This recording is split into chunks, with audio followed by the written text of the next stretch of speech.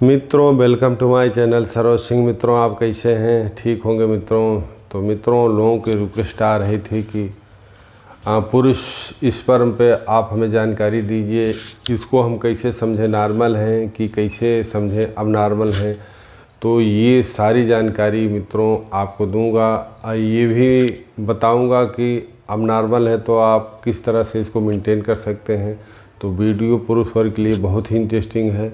तो मित्रों हमारे चैनल को लाइक ज़रूर दे देना। हाँ, अगर नए हैं तो सब्सक्राइब भी कर देना। अगर एक बार एक वीडियो से किए हैं तो कोई आवश्यकता नहीं है।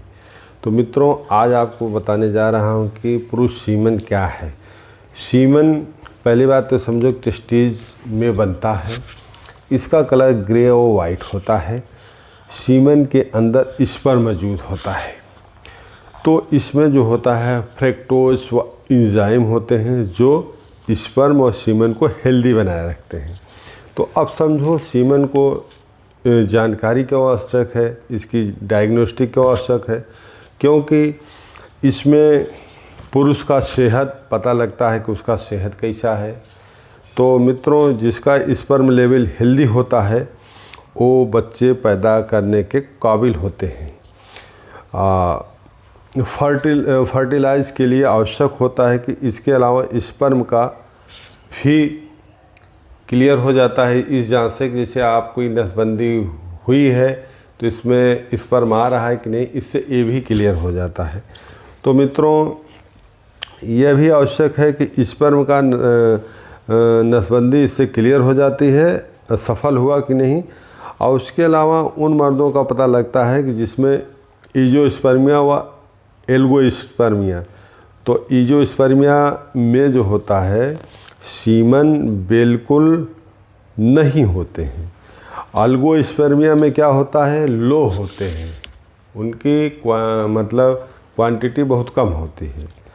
तो इसकी नॉर्मल वैल्यू आप समझे मित्रों, इस पे कम से कम इस जांच में 10 चीज़ बहुत आवश्यक है जो आप लोगों को खुद जानना पड़ेगा। उसमें ये पैरामीटर्स आपको मालूम होना चाहिए, डॉक्टर के अलावा आपको भी मालूम होना चाहिए कि नंबर 1 वॉल्यूम होता है। वॉल्यूम मीन्स आवाज़, इसका 2 से 5 होना चाहिए। और नंबर 2 कलर, उसका कलर जो है ग्रे वाइट होना चाहिए। नंबर 3 जो है अपीयरेंस जो भी मौजूद हो वह गाढ़ा होना चाहिए। नंबर 4 जो है लुब्रिकेशन जो है उसका टाइम जो है 20 से 30 मिनट होना चाहिए, इससे ऊपर गया तो हल्का हो जाता है। नंबर 5 होता है पीएच मान। शरीर का पीएच मान जो होगा, ब्लड का जो होगा उस हिसाब से इसका भी पीएच मान देखना आवश्यक है। 7 से 8 होना चाहिए, 7 से 8 के बीच में। छठा जो है स्पर्म काउंट। स्पर्म काउंट में 20 से लेके 200 ml पर मिलियन होना चाहिए आपका। अगर 20 से लेके 200 के बीच में है तो ये नॉर्मल माना जाता है। उसके बाद आपको अगला है मोटिलिटी हरकत, जिसे कहते हैं कि मोटा है या पतला है सीमन। तो मोटिलिटी हरकत जो है 50 से 60 होना चाहिए। अगर मोटिलिटी कम होती है तो स्पर्म जो होता है वो 1 इंची की गति को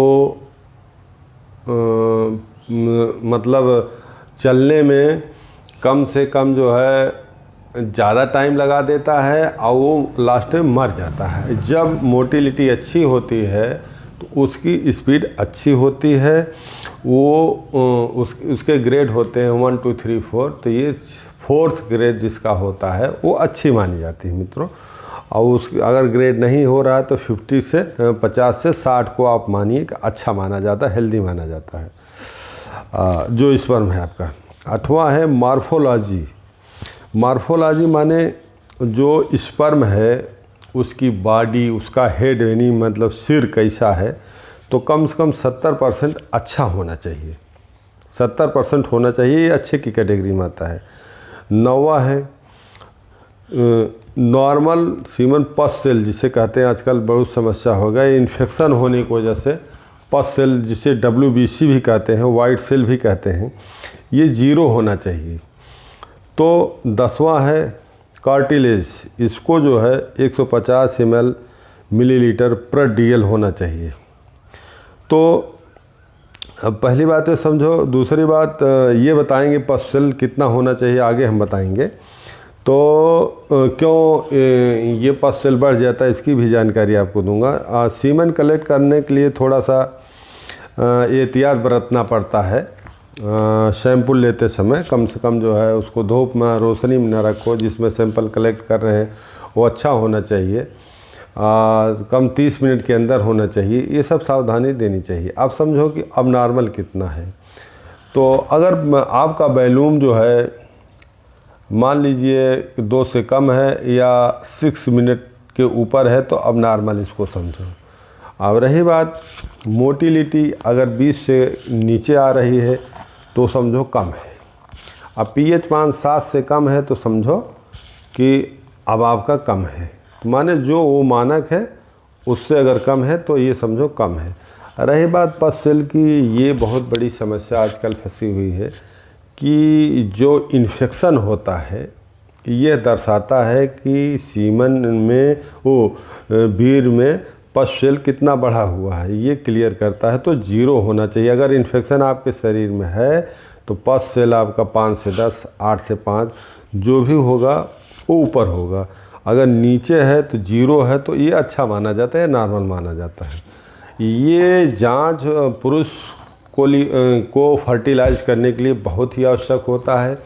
अगर इस जांच के दायरे में वो नहीं है तो अब नॉर्मल है तो उनको चिकित्सा आवश्यक है।